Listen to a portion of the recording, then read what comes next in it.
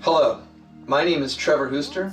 I'm located in Denver, Colorado, and I put together a short film about 4 stories, 4 different people that had DUIs in the last year. DUIs are out of control across the country, and I think a lot of that has to do with the lack of education. People don't really know much about that. I think it has a lot to do with that people don't think it's going to happen to them. And I think a big part of it is that people just don't think. They don't take that 1 second to think about what the consequences could be. And not just the consequences of drinking and driving, but the unintended consequences. So hopefully with the next 4 stories you're going to watch, it'll give you an idea and make it a little more personal when you get to hear somebody's story of how it affected them, how it affected other people, and how they've gotten through it. And maybe it'll just help you think twice. So let's just take a look at a few stories. All right, so here we are at the park, and who are we talking with today? My name is Anthony, and 35 years old. Got a DUI back in January, excuse me. And I've been going through a process ever since then. And the process has been interesting, to say the least. I used to drink quite a bit when I was younger, and I quit doing that. And the older I got, the more mature I got, I thought. And back in October, about a year ago, my mom came down with cancer. We were going through chemotherapy at the time and some radiation, and my anxiety level was ridiculously high one night. Sleep was impossible, so I thought I'd go have a couple of drinks, calm my nerves, and be fine. What that turned out being was the mistake that I made of driving there with the intent of driving home. And in my mind, I only had the few drinks that I had. Drove, rolled a stop sign, did not come to a complete stop, and got pulled over. From that point on, I was completely honest with the officers, and started this whole process. How close were you to home? Oh, less than a quarter of a mile. Wow, so really close. Yeah, really close. Did you feel intoxicated that night when it was all happening, or? No, but you're not a good judge of that Right. when you're the one drinking. And I felt completely fine. I'd had 3 drinks, but later when I talked to the bartender, those 3 drinks weren't singles, per se. I had known the bartender previously, so they'd poured them a little strong for me, and it was just enough. Right. It was just enough. So from that point, went through the legal process, especially since this was my first, got a lawyer, went to court. The judge was very understanding of the situation that I was in, and understanding that I was not a typical person who even got pulled over. Right. So what I got was only 24 hours community service, and just the classes at first until my intake. And from that point, I completed my community service early. My PO was wanting to release me early, within the first 6 months, give me early release on probation. And then came August 1st was my intake. So she figured her next client was coming in in 15 minutes and she could knock mine out as quick as possible. I went in, she was on the computer, asked 3 questions: my name for my identification, and the status of my license at that point, which was suspended, and she kept using the word revoked, it's revoked. And I said, it's not revoked, it's just suspended until I get it, the interlock in my car. Right. I didn't understand why semantics mattered that much, but then she looked at my driving record, and she said, my driving record when I was a young kid, from 16 to about 23, was not very good. I sped a lot. I commuted to Metro a lot. So going on the highway, it was very easy to go above the speed limit. Right. And I got my license actually taken away when I was 21 for too many tickets. and that counted against me. Wow. And so how old were you when all this process was happening with the DUI? 35 So from 21, to you had some 35. tickets, and then Yeah. at 35, those tickets came back on your intake, which that's where they evaluate you. And that's where they process you. What should happen right after your court should be your intake and your classification Gotcha. of, are you on track A, B, C, or D? Most people with their first offense are B, no matter what, with a DUI. But you can get A. They were actually, my parole officer believed I was going to be A and requested A for myself. A is basically just classes. B starts therapy hours. C is usually for second offenses, and D is for habitual. Right. They gave me D. So you got the worst, I got the worst. even though you're supposed to get the least. Requested even by my parole officer, by the judge. Everything that I'd spent money on with a lawyer and everything was out the window. Wow. And when my parole officer actually contacted her, she said because of the suspension of my license when I was 20 or 21 was an indication that I was not a safe driver. Even though between 21 and 35, I'd probably had 2 tickets.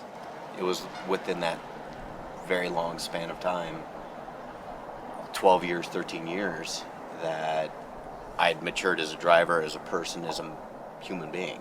You grow from 21 to 35, and that was not something they cared about. Wow. So there's a lot of unintended consequences. I mean, you had a DUI, you were safe, the car was safe, nobody got hurt, you were close to home, but at the same time, you ended up getting track D. And Yeah. how much did this whole process cost? So far, I'm probably around 4,000, and by the time everything's all said and done, it'll be around 8 or 9. Wow. That's including the lawyer. The unintended consequences, I expected something. You accept responsibility for what you do. That's the key, first and foremost. Always accept that I knew why I was driving myself to the bar, and that was to have drinks. Right. It wasn't just to socially hang out or anything else. It was to have drinks to calm myself or to delay the anxiety. To know that I was going to to premeditate to get in the car and drive. You know that you're setting yourself up for a situation. Even though mentally you didn't think about it. You may have thought you were fine to drive.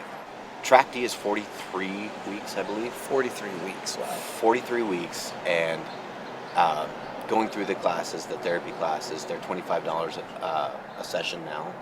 Even when you miss one, it's $25. So I didn't even figure in that cost, the raised cost. It used to be $17, but it's quite substantial just for the therapy classes.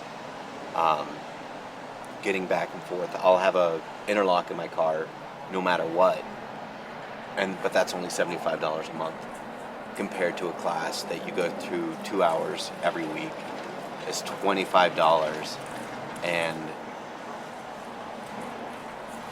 the burden is intense. I mean, knowing that you're going to be on probation, if you even get pulled over, you're subject to putting yourself into the system again. All over some drinks when you were a quarter mile from home, Yeah, just rolling through a stop sign. rolling through a stop sign. Again, the initial situation was most definitely my fault, and you know, the way I've kind of accepted it was understanding that if I didn't want this to happen, I shouldn't have put myself in that situation in the first place. Even with the unintended consequences being as severe as they were, that day, the stars weren't aligned for me to get what I should have got, and may have got something much harsher than I should have ever received. I shouldn't have been in that position. I should not have put myself in that position anyway. So even the injustice of the injustice was because I put myself there.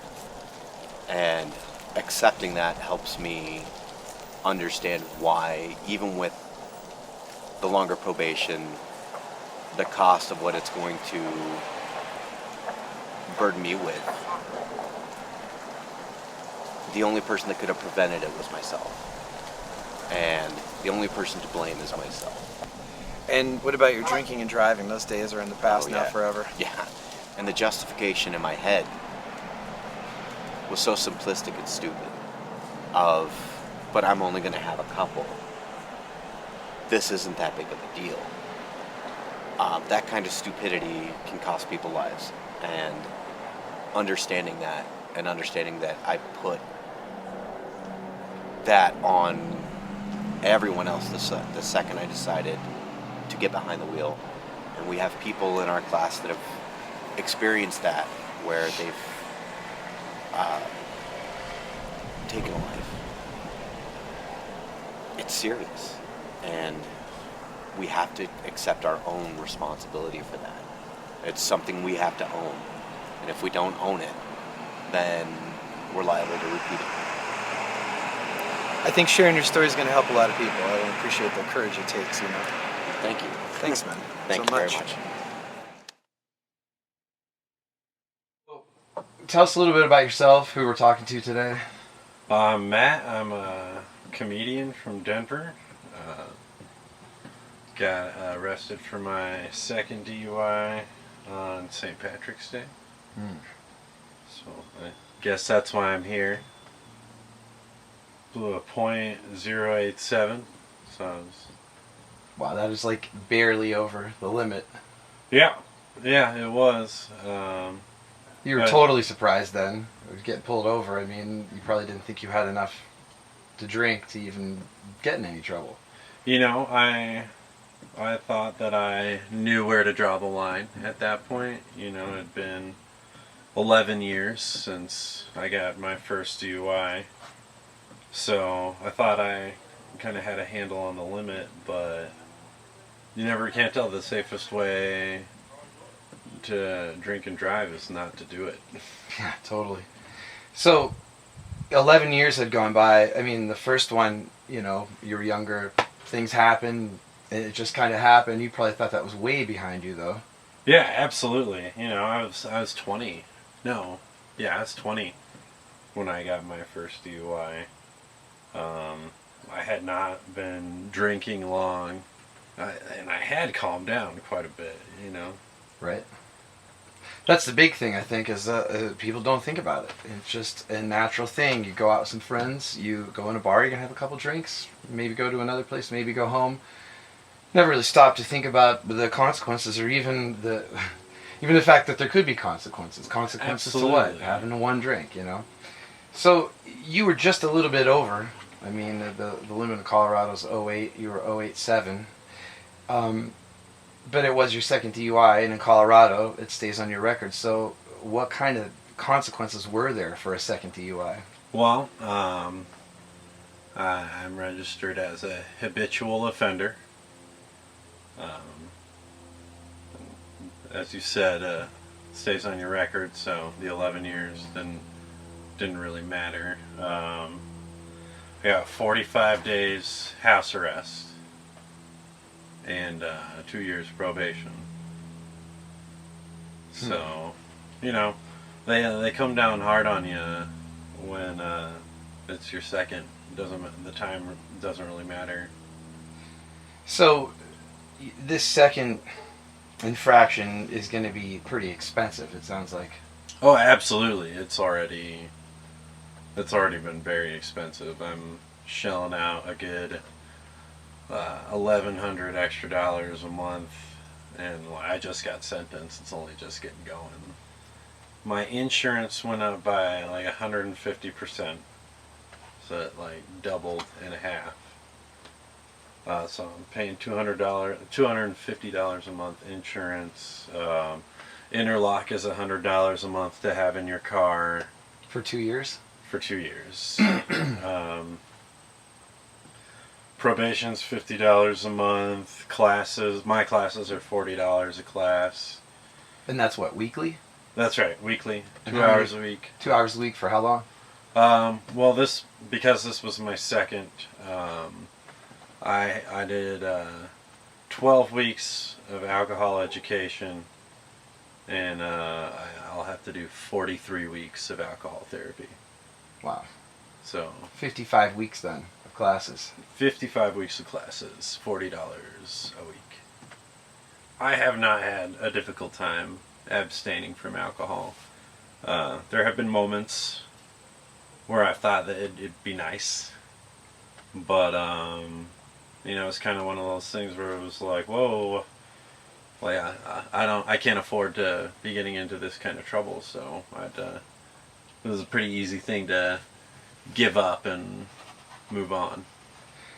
This second DUI is seeming like the biggest thing is just the financial hardship. It's just a huge financial hardship and a huge commitment of time. Oh, absolutely. I mean, on top of that time, I get 48 hours community service that I have to do. And I've got to do all that while trying to maintain a full-time job. Because, without a full-time job, without a well-paying full-time job, this'll sink you. Right. So do you have any advice then, I guess, or anything you'd like to leave behind? I definitely I almost feel like people should get an alcohol education class before they get their license or when they turn 21. But, because I don't think people realize how easy it is to just be over that limit and get pulled over, maybe not even because they were driving drunk, or to have someone see them swerve on the way home and they could make it home, be safe in their house and get a DUI. Like, it's easier than people think. It should be treated with more respect than people think. And if you get a DUI, once you're in the net, like, just cooperate. The more you struggle, the more you'll get tangled up, and the more money you're going to be shelling out, the more time you're going to end up committing. Could be in jail, could be out here on probation. It's very interesting. It's very culturally accepted to drink and drive until you get caught. So it's promoted, but the education isn't promoted at all. It's promoted, but they're like, consume safely, and that's cool as long as you don't get caught. And then when you do, like, they treat you like a criminal. If you get caught for a DUI, it doesn't matter where you're at on the spectrum of inebriation. Like, you will be treated like a criminal. Doesn't matter how well respected you are. Like, wow, it's quite a process. It sounds like this is your last DUI ever. Absolutely. Hey man, thanks so much for sharing your story. I'm sure a lot of people will be helped by it. My pleasure. All right. Thanks for your time.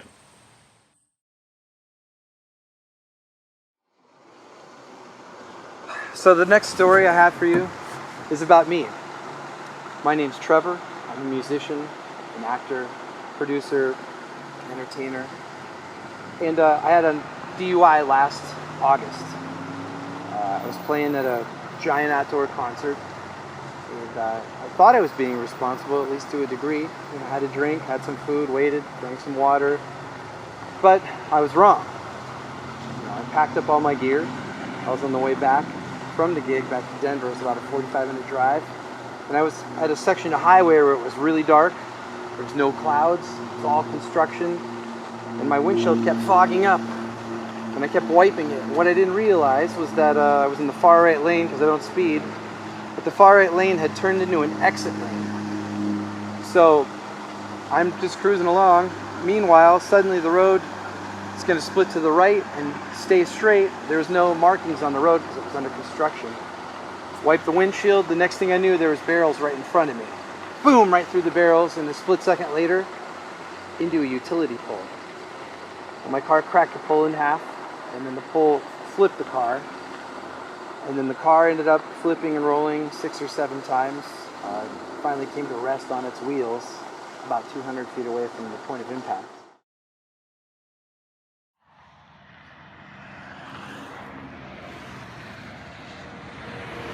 Let's walk and we'll leave.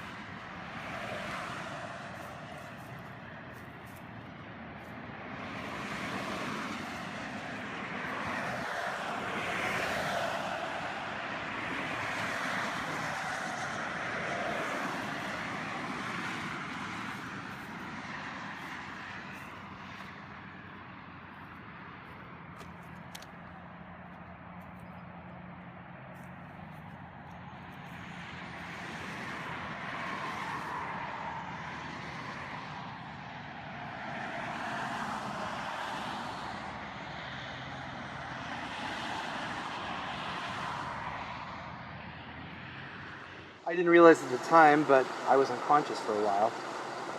When I came to in the car, I didn't realize any time had really passed. The first thing I did was I tried to start the car. Where am I? Oh man, I hit some barrels. And the car didn't start. I was like, oh man, the car's not starting at all. Then I noticed it was totally pitch black. I mean, there was no stars, there was no moon, there was no lights. My watch was broken, my phone was gone. So I didn't know what to do. I reached into the console next to me because I kept a flashlight in there. It was empty. Whoa. I reached into the glove compartment. It was empty too. Completely empty. No papers, no flashlight, nothing. I didn't know what to do, and I was searching around for my phone and I couldn't find it, and I just felt a breeze, It was totally dark. Couldn't see anything. And I felt this weird breeze. It was kind of a chilly night, and I reached my hand out in front of me and there was no windshield. Then I started realizing it could be serious. I went to open the door, and luckily the driver's side door, that's the only one that would open on the car. The door opened up and I got out, and my eyes started adjusting, and I could kind of see how bad it was, and couldn't even tell really where I was. And I started to really panic, so I had to find a phone. And I remember I was calm at the time for a minute. I put chapstick on and took a deep breath, and I was like, I gotta find a phone. So I got back in the car and I was digging around for the phone, and I was getting kind of sweaty, and I wiped my forehead, and I could tell that it was covered in blood. So at that point I realized I had to let go of the phone. I had to let go of whatever hopes and dreams I had of getting out of that situation, and I had to go for help. I went to where the off-ramp was, and I flagged down a car. And about the second or third car stopped finally, and I got in that girl's car, and she called the ambulance, and that was the next thing to happen. All my gear was strewn around over 200 feet. Every single thing in the car was ejected. I didn't have to get an interlock. I didn't have to lose my license. Basically, that was because the blood tests were 2 hours afterwards. So you have to have your blood checked within 2 hours of the accident. And I had been unconscious for at least 2 hours, so that was thrown out. I did get track B, and I did get 48 hours community service. But there was a bigger price than that. I mean, it wiped out my savings completely. Wiped out my car completely. I developed post-traumatic stress disorder from the accident. And for the longest time, it was really strange, just wondered if I was dead and imagining everything. I mean, I had come through this accident, I had scratches on my head and my shoulders were sore, but I was alive.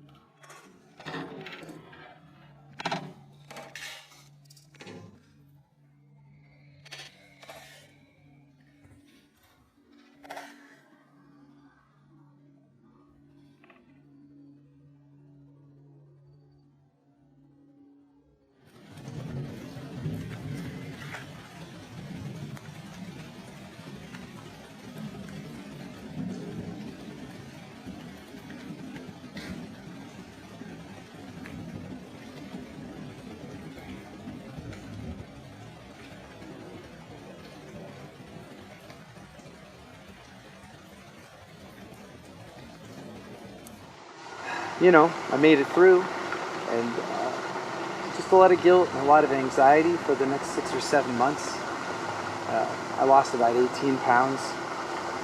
Didn't like to leave the house. It's not great for an entertainer to not be social at all. I had no problem stopping drinking. It was super easy for me. I didn't want anything to do with it. And it's taken me about 11 months to start to become myself again and start feeling okay.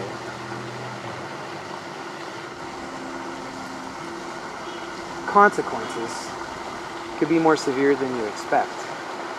For me, it's taken a long time to get over it. It's changed my life for the better, and I don't know if I can say I'm glad it happened, but I'm definitely a different person, and I will always stop to think. And I will always try to remind people that they should stop to think too, because that's really all it comes down to. It's just an automatic thing when it comes to society or drinking or anything. Have a drink, have lunch, have a drink, go out, see a band, have a drink. It's what people do. And it could be the last thing you end up doing. If it doesn't wipe you out financially, or put you on house arrest, or put you in classes for 52 weeks, or destroy your car, or debilitate you in some way, it can even do worse than that.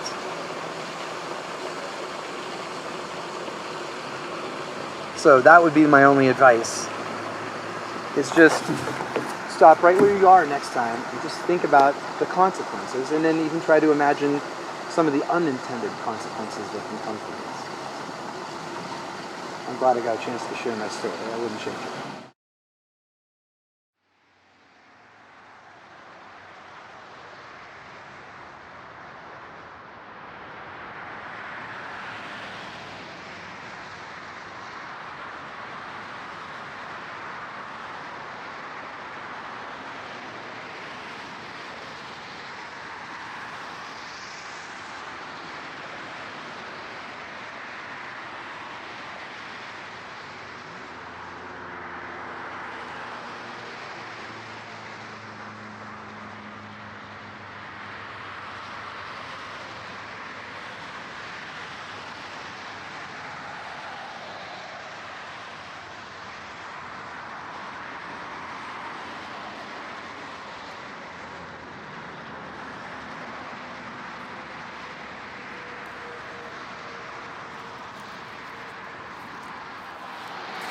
So that's how far back I was.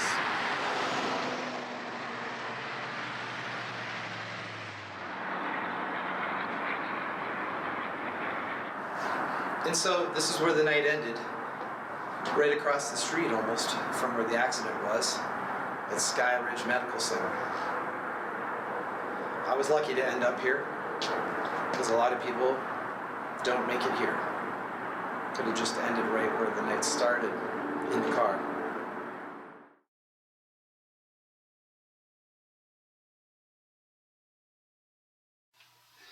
We've seen 3 stories so far. One where it was a first-time offense, and it definitely took a lot of time to pay back the system, and it took money, and it took effort and classes. We saw another one where it was a second DUI, where the fines were much harsher, and the classes were much longer, and it was definitely difficult. We saw the one I was involved in where there was a crash, and when there's a crash it makes things a lot different. It takes it to a different level mentally and emotionally, physically. And our last story today is a friend of mine. We're just going to call her Laura. And she can't be here, actually, today. She wanted to share her story. It was difficult to get it scheduled. She had a sentencing coming up, and she couldn't quite work the time out to get in here. And that sentencing was just about a week ago. So I'm going to tell part of Laura's story for her. She was in Colorado and had a bit of a drinking problem. And it wasn't like a social drinking, it was more or less drinking when she was alone. Drinking to try to feel better, to try to deal with issues. Try to deal with loneliness sometimes too.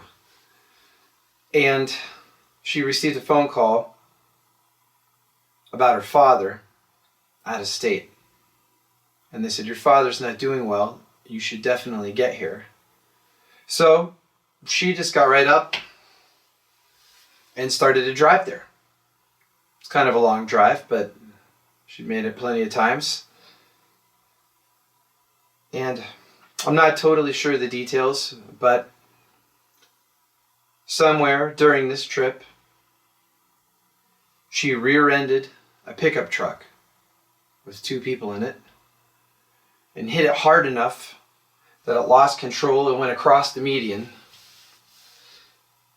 And then when it went across the median, it ran head-on into a tractor trailer that was hauling hazardous materials. The tractor trailer burst into flames. Someone was ejected from the pickup truck that she hit. And that person died at the hospital a short time later. Now, the girl that wanted to share her story with you was in her mid-30s, intelligent, educated, professional,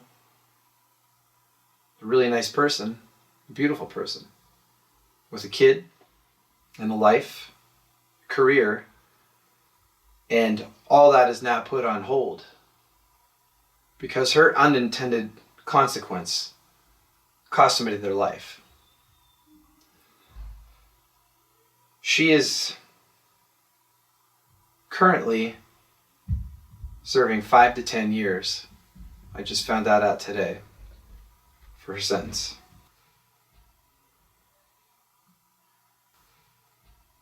That's an unintended consequence that people don't think about. What can happen to their life? What can happen to other people's lives? All in an instant because you're not thinking. All in an instant because you just didn't stop to think it through. So there is never a time to drive under the influence. Never. So as you see, these consequences can go from monetary and kind of just being a pain and an inconvenience and a drag to taking up a lot of your time and, wow, man, weeks and weeks and weeks of class, up to 2 years of an interlock, you know, or it can just totally take your life away or the life of somebody you haven't even met. So I urge you to think about this. Think about the unintended consequences. Think about Laura, who can't be here to share her story with you. And she's an amazing person. She gives. She helped everybody in our class with insights and a calmness and a caring. And she just wanted to live life. She changed. She really changed inside. But there's a responsibility for your actions. And now she's paying that back. So I hope this short presentation, 4 different stories, 4 different perspectives on what can happen, what does happen, what could happen to you, at least gives you pause to think. 25% of the people that get a DUI, it's their first time, they're young, they're having a good time, they don't think about it. Another 25% are alcoholics who really struggle with this problem. That leaves 50%, 1 in 2, that are just somewhere in the middle. You know what I mean? They're smart enough to know better. They don't struggle with an addiction. They just don't think. So all I'm asking you to do is next time you're about to go out, next time you're about to have that drink, next time you're the one that's driving the car, just stop and think about it. Think about it. Is it really worth the unintended consequences? Thanks for watching.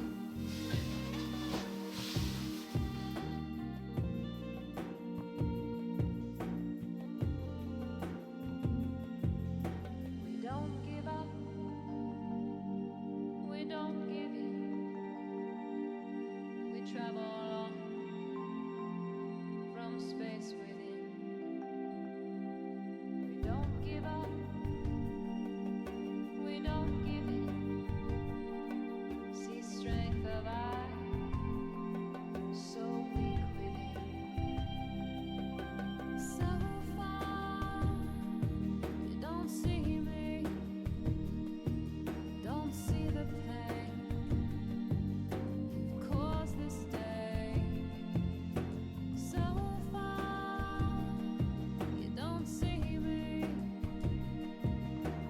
just a number in your gang. Give it to the red machine. Here come the red machine. Give it to the red machine. Here come the red machine. Give it to the red machine. Here come the red machine.